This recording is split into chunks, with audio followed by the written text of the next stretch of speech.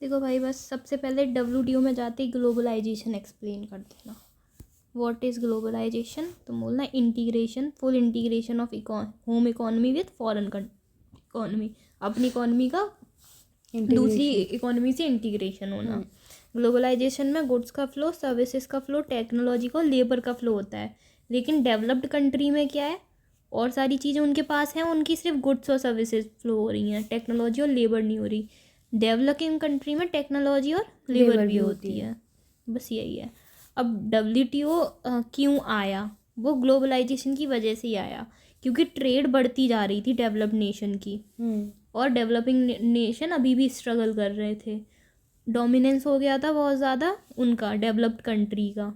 तो इंडिया वगैरह जैसे शहर हैं, उनको बहुत ज़्यादा प्रॉब्लम हो रही थी, क्योंकि वही ट्रेड और रेस्ट्रिक्शंस वगैरह ये सब लग जाते थे। तो उसके लिए एक WTO से पहले गेट हुआ करता था, GATT। तो वो ब्रेटन वुड में बना था, जनरल एग्रीमेंट ऑफ 1944 में। तो ये फ्री ट्रेड और removal of all trade barriers पर फोकस करता था। ये मतलब ये जो भी provided commodity trade and forum for discussion and negotiation, ये नेगोशिएशन और डिस्कशन के लिए एक फॉरम भी प्रोवाइड करता था। फिर 1986 में इसी का एक नेगोशिएशन राउंड हुआ, 8th राउंड हुआ नेगोशिएशन का, जो यूरुग्वे में। वहाँ जाके वर्ल्ड ट्रेड जो है बहुत ज़्यादा चेंज में आई थी। इसी के बाद बनी थी WTO।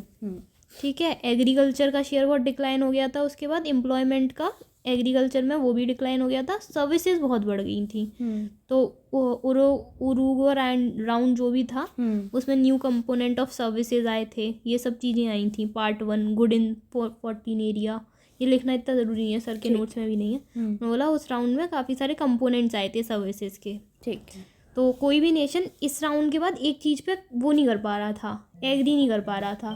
तो एक वो थे, ठीक है। तो यहाँ तक आ गया था कि वो यूरुग्वे वाली 8th राउंड हो गया था। तो उसमें फिर उसके बाद कोई भी नेशन एक चीज़ पे माना नहीं था। तो जो डायरेक्टर जनरल था GATT का ही, डंकेल, उसने क्या किया, सारी चीज़ें सारे जो प्रपोजल्स दूसरी कंट्री के आए थे, जो भी आए थे, उसने कंबाइन कर दिए और फाइनल एक्ट 1994 में दे दिया। फिर 1 जनवरी 1995 में WTO आ गई। ठीक है। जो ये सारे 8th राउंड के बाद ये आ गई थी। फिर न्यू आइटम्स जोड़े गए WTO में, जैसे कि ट्रिप्स, ये सारे एग्रीमेंट बनाए गए थे उस टाइम पे, ये सब जोड़ दिए गए थे उसमें। Countervailing duties, nation which impose duties on import can be counted with this duty, ये भी कोई ड्यूटी इम्पोज करी थी। सारी चीज़ें मतलब ला दी गई थी। फिर WTO के इन जनरल फंक्शन देखें तो सिंपल होता है, वो जो मल्टीलेटरल ट्रेड्स होती हैं उनको फैसिलिटेट कराता है। सेकंड, वो नेगोशिएशन का फॉरम प्रोवाइड करता है जो मेंबर कंट्री होती हैं उनको, कि वो अपनी ट्रेड्स को नेगोशिएट कर सकें। जो तीसरा, वो रूल्स एंड प्रोसीजर बताता है जिससे डिस्प्यूट्स रिजॉल्व हो सकें। चौथा, वो करवाता है IMF और वर्ल्ड बैंक से कॉरपोरेशन, तो मेंबर कंट्री इनसे जाके वो ले सकती हैं लोन फंड। पहले IMF सिर्फ गरीब कंट्रीज़ को देता था, जो वर्ल्ड बैंक था वो डेवलपमेंट के लिए देता था। लेकिन अब इन दोनों का फंक्शन सेम सा हो गया है। ठीक है। इनकी ऐसे 4 चीज़ें ये बता दी।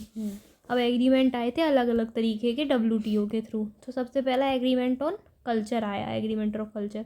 इसने एग्रीकल्चर पॉलिसीज़ के लिए लॉन्ग टर्म में कुछ फ्रेमवर्क बना दिया, कुछ डोमेस्टिक पॉलिसीज़ बनाई, तो इन रीजन्स को अफेक्ट करी थी। जैसे मतलब इन रीजन्स के लिए बनाई, जैसे मार्केट एक्सेस पे बनाई। तो मार्केट एक्सेस पे उन्होंने बोला कि जो सारे नॉन टैरिफ बैरियर्स होते हैं, जैसे कि लाइसेंस, कंट्रोल और रेस्ट्रिक्शंस, इन सबको ट्रांसफ़र कर दो टैरिफ बैरियर्स में, मतलब टैक्स वैक्स लगाना शुरू कर लो, ये मत करो। लाइसेंसिंग और परमिट ये सब हटा दो, जिससे ट्रेड अच्छी हो सके, कंपटीशन हट सके।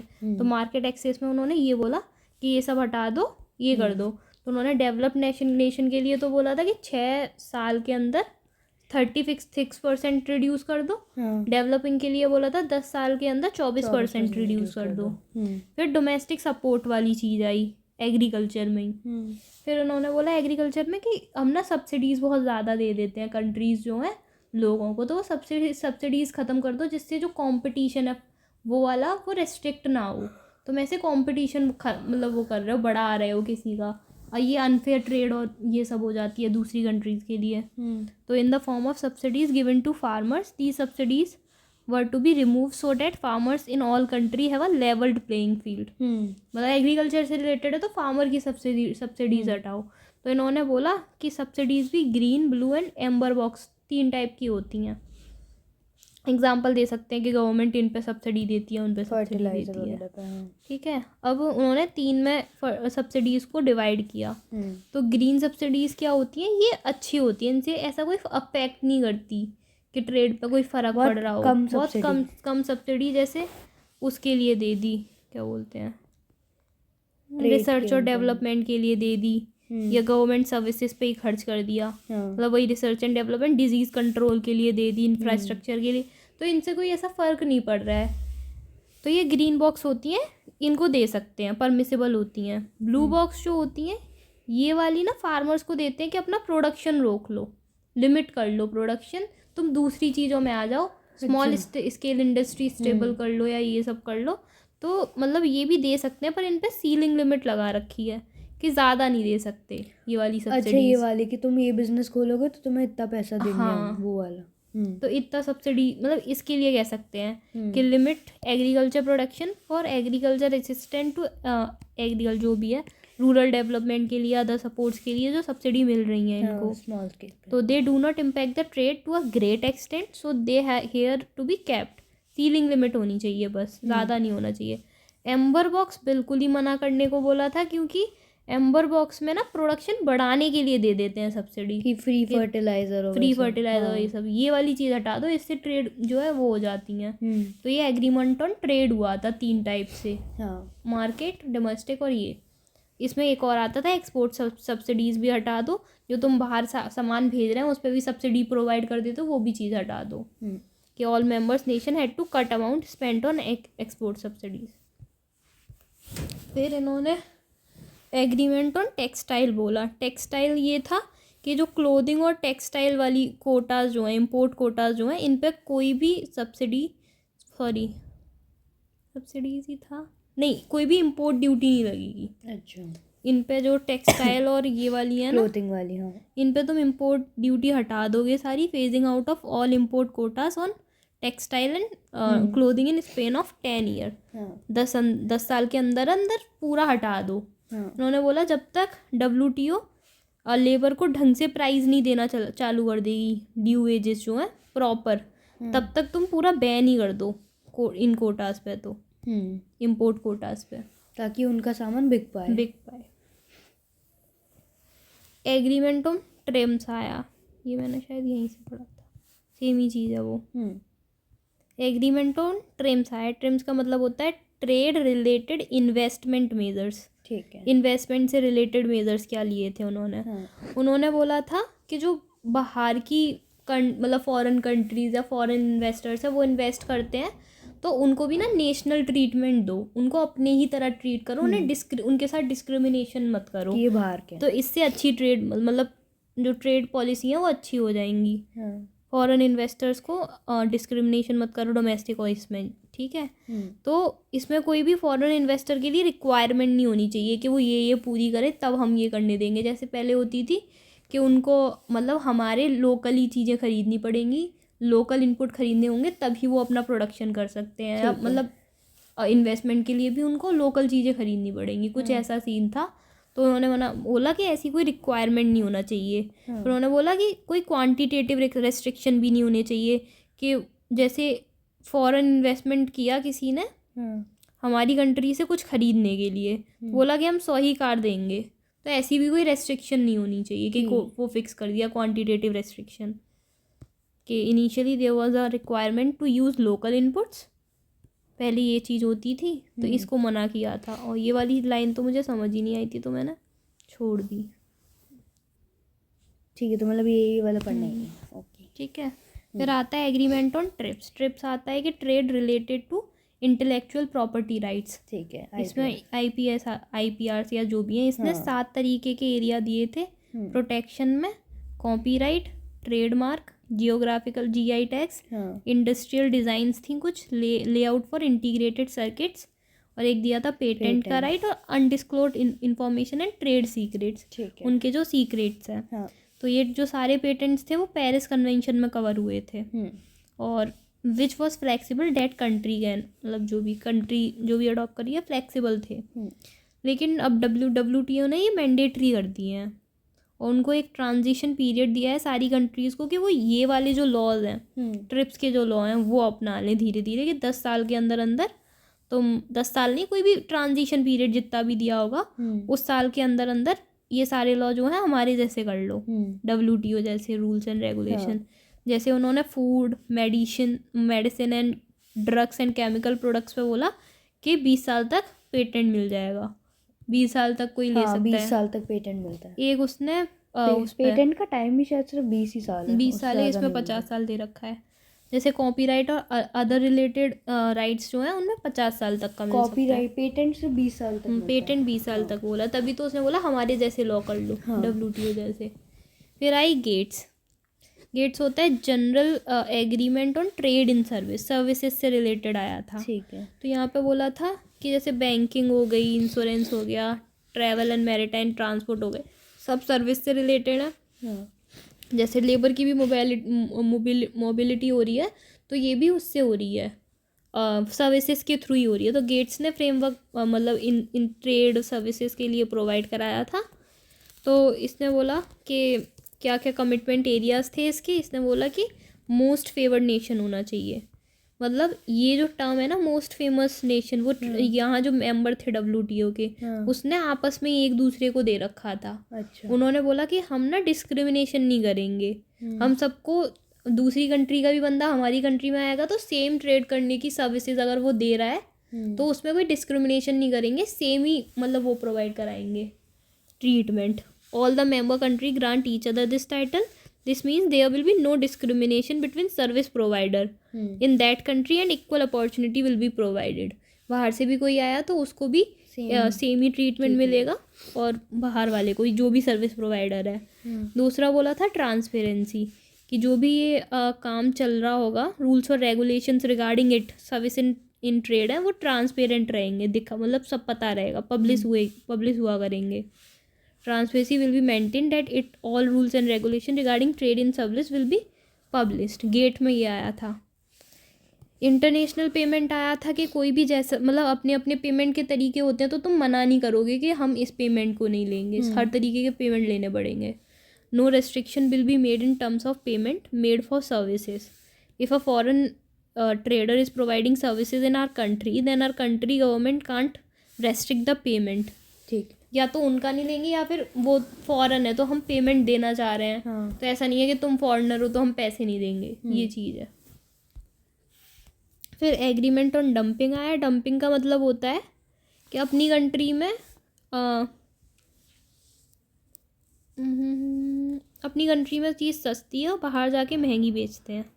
Selling the product at lower price lower than the cost in home country. नहीं, अपनी कंट्री में प्राइस ज़्यादा है, वो कम है, और दूसरी में एक मिनट मैंने लिखा था, थोड़ा रोक दो इसको। कि दूसरी कंट्री में जाके, अपनी में चाहे महंगा हो, दूसरी कंट्री में जाके सस्ता बेचना, ताकि ज़्यादा, तो ये भी कंपटीशन हार्म हो। इसलिए ये भी मतलब क्या बोलते हैं, इस पे भी WTO जो है वो इम्पोर्ट्स ड्यूटी लगा देता है, डंपिंग चार्जेस लगा देता है। तो सेलिंग प्रोडक्ट ये WTO levy charges on imports. पर ये चीज़ ऐसी हो जाती है WTO में डंपिंग प्रूव करना बहुत मुश्किल है, कर नहीं पाते। Country has to prove that first another country in dumping its product. पहले तो बोलना पड़ता है कि ये था, और फिर हम डिटेल रूल्स एंड प्रोसेस आ रहे हैं सबका, कि कैसे डंपिंग कैलकुलेट हो रही है, इम्प्लीमेंटेशन बहुत देर तक, ये सब चीज़ें होती हैं, बहुत डिफ़िकल्ट हो जाता है इसको प्रूव करना। जैसे कि इसमें वही बोला था कि चाइनीज़ इकॉनमी है, बहुत नॉन ट्रांसपेरेंट है। इंडिया हैव टू प्रूव कि वो डंपिंग कर रहे हैं, पर इंडिया कर नहीं पा रहा। एक इनकी डिस्प्यूट सेटलमेंट बॉडी आई थी, तो उन्होंने बोला कि हर जो डिस्प्यूट कंट्रीज़ के बीच में अराइज होगा वही मेंबर्स के 18 मंथ के अंदर सेटल हो जाना चाहिए। और वही कि India has to away with quantitative restriction, India को क्वांटिटेटिव रेस्ट्रिक्शन हटानी चाहिए। इंडिया ने जब नहीं हटाए तो यूएस ने हमारे ऊपर केस कर दिया था। यूएस और इनके बीच में जब रिजॉल्व हुआ तो यूएस जीत गया ये केस, और इंडिया को रेस्ट्रिक्शन हटाने की वो ऑर्डर्स दे दिए थे। पर फिर यहाँ पे ये बोली कि ये वाली जो है ये करप्ट है, क्योंकि यूएस में कुछ ऐसे सेक्शंस हैं, यूएस के कॉन्स्टी में सीनेट जो कॉन्स्टी है उसमें होंगे, उन्होंने ये बोल रखा है एक आध सेक्शन में कि सीनेट जो है उनकी जो पार्लियामेंट है वो सबसे ऊपर है, वो WTO से भी ऊपर है, जो कि बहुत गलत चीज़ है, अनजस्टिफाइड है। फिर आए हम क्रिटिकल रिव्यू देंगे कि क्या क्या खराबी हैं। एक दो में तो इसमें खराबी दे रखी है, एक में कुछ बताई, जनरल चीज़ लिख दी है, इसलिए मैं बहुत कंफ्यूज हुई थी यहाँ पे। तो critical review of working of WTO ये है सबसे पहला कि डेवलप्ड नेशन के तरफ बायस्ड है, बायस्ड रहती है, कभी यूएस को सपोर्ट करती है, और रूल्स और रेगुलेशंस भी बायस्ड है। ठीक है। WTO wanted all country to accept final act irrespective of their economic development। जैसा डेवलपमेंट था WTO ने सबको बोला कि करना पड़ेगा, एक्सेप्ट करो, चाहे वो कर पाए ना नहीं कर पाए। फिर सारे मेंबर्स को IPR के स्टैंडर्ड भी फॉलो करने पड़े। IPR स्टैंडर्ड होंगे शायद international protection of intellectual property rights, इनके सारे स्टैंडर्ड भी वो करने पड़े थे एक्सेप्ट। WTO मेंबर नेशन के पास कब वो जो डेवलप नेशन थे उनके पास तो ऑलरेडी थे ही, पर जो दूसरे थे उनको भी एक टाइम फ्रेम दे दिया कि इसके बीच में करो, जिसमें वो नहीं कर सकते थे, फिर भी उन्हें कंपलसरी बना दिया। Under WTO member nation were required to adhere to IPR standards, but such standard have already been achieved by developed country. Develop country के पास तो ऑलरेडी ही है, दिक्कत आएगी अंडर डेवलप्ड को। And developing nation were required to be given certain time frame which was not given and were obligated to adhere। Time दिया था, वो भी बोला था कि देंगे, पर वो भी नहीं दिया कि IPR से तुम एडहियर ही करो। तो ये भी चीज़ उनकी गलत थी। तीसरा, डिस्प्यूट सेटलमेंट बॉडी भी बायस थी। जब हमारा केस हुआ तो US जीत गई। फिर बोला कि सेक्शन 301 में ही US के बोल रखा है कि सीनेट सबसे ऊपर है, तो US को तो जिता ही देते ना। US law are in contradiction with WTO।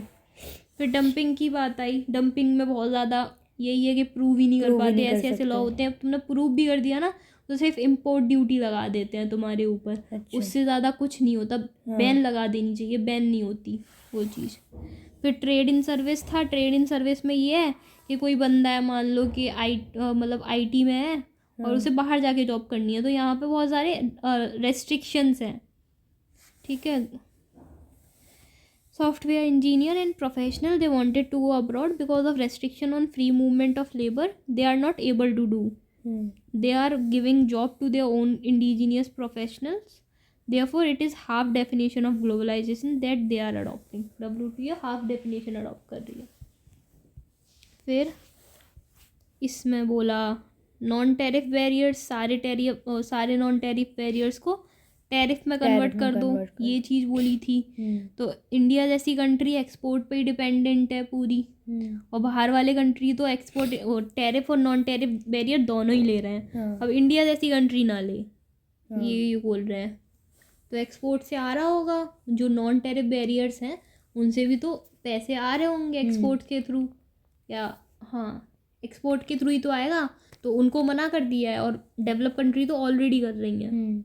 ये चीज़ कुछ थी, और ये पॉइंट मुझे थोड़ा सेंस नहीं बनाया था, पर मैंने कहा ठीक है। मतलब वो ऐसे हो गया पहले जैसे लाइसेंसिंग का था कि तुम्हें गवर्नमेंट से लाइसेंस लेना पड़ेगा अगर तुम्हें बाहर का कोई वो आ रहा है, तो पहले गवर्नमेंट स्क्रूटनी रखती थी, तो मतलब वो अपना ऐसे मोल्ड कर दियो कि अपना कंपटीशन बचा रहे हैं। इंडिया के जो वो थे फैक्ट्री वाले सब कुछ बिजनेसमैन मर्चेंट्स, तो उनका वो था। अब पूरे लाइसेंस हट गए, सब लोग आके ट्रेड कर रहे हैं। तो इंग्लैंड वाले मान लो कुछ भी शर्ट बेच रहे हैं, तो उनकी अच्छी क्वालिटी की कम पैसों में मिल रही है, इंडिया की खादी की बनी हुई है, तो वो कुछ फ़ायदा रहा नहीं उसका।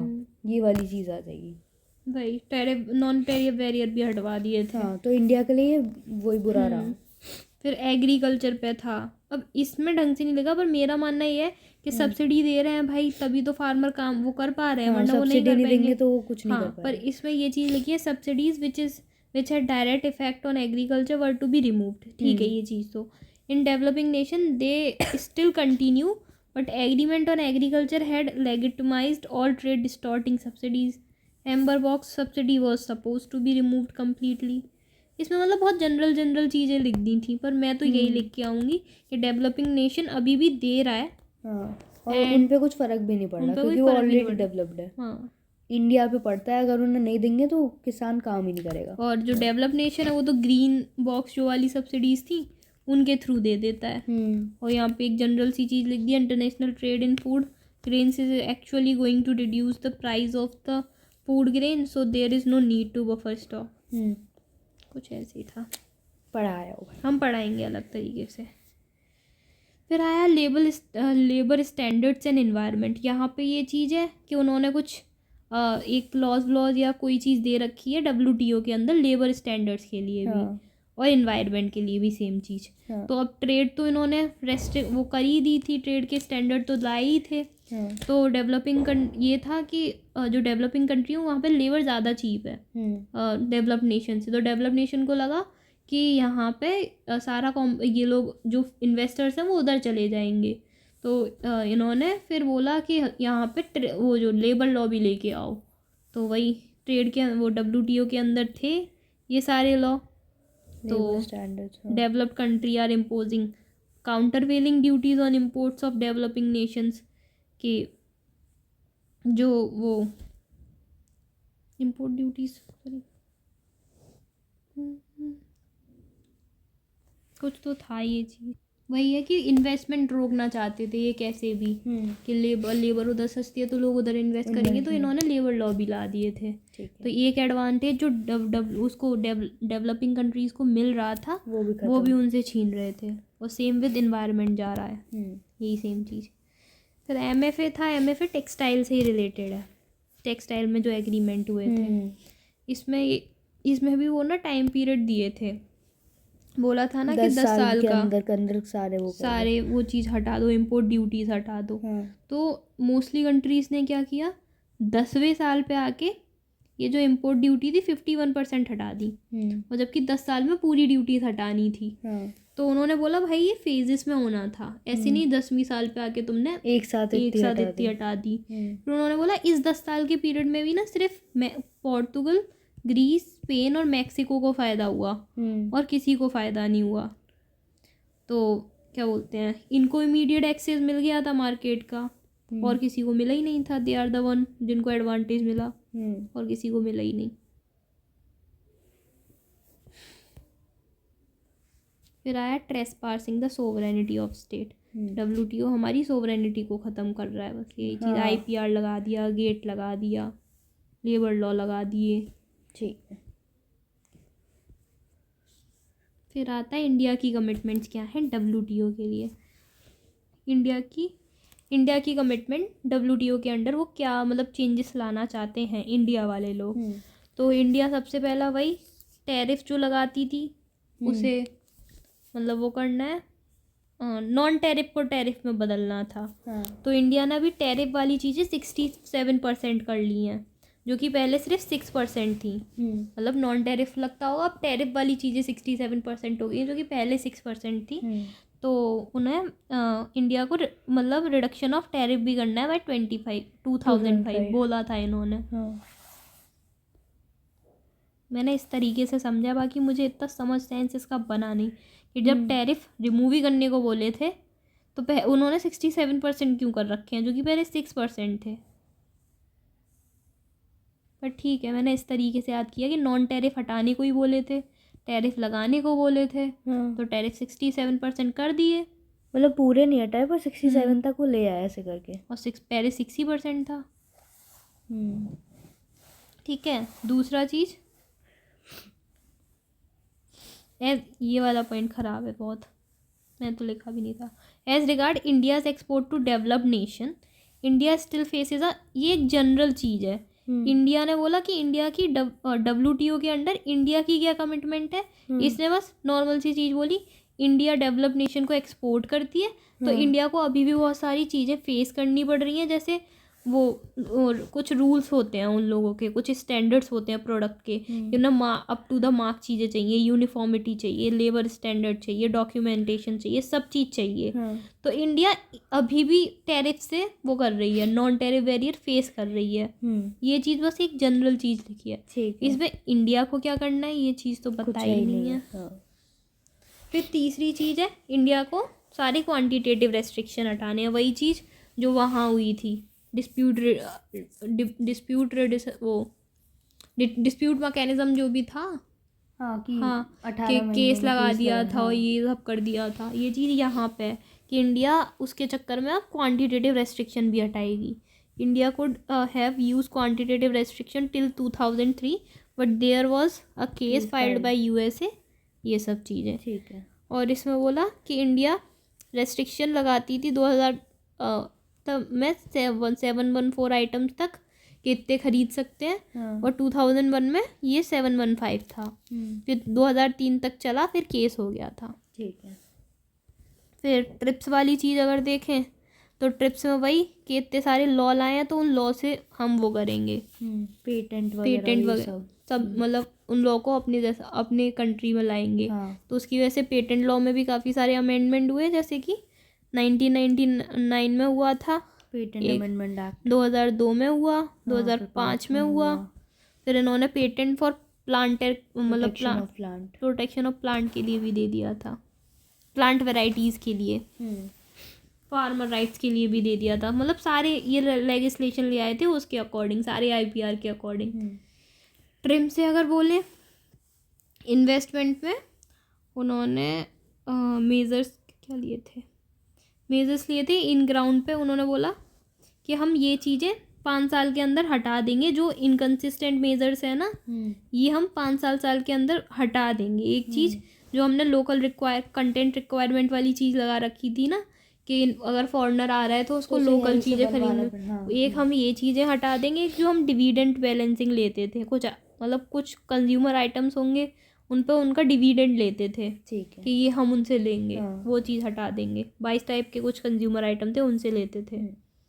30 वही फिर मतलब ये रिलेटेड है कि गेट से बता दो, ट्रिम से बता दो, ट्रिप से बता दो, ट्रेड इन सर्विस से बता दो, डिस्प्यूट रिड्रेसल से बता दो, सारे वही कनेक्टेड उसमें इंडिया का क्या था, इंडिया ने क्या किया। गेट्स आया, गेट्स में वही उन्होंने बोला कि हम कुछ 33 सर्विसेज हैं, उनको कमिटमेंट देंगे कि इनके बेसिस पे कोई रेस्ट्रिक्शन ना हो या जो भी ना हो। वही ट्रेड एंड सर्विस में यही तो बोला था कि जो भी सर्विस करना चाहता है हम डिस्क्रिमिनेशन नहीं करेंगे, पेमेंट लेंगे वो। तो India has made commitment to have trade in service in 33 services and this based on capital flow, technology and employment. Foreign investor were allowed to enter in these 33 services. ये यहाँ से हटा दो, कुछ नहीं है। ठीक है, इतना ही है, ये भी नहीं, ये भी नहीं, ठीक है।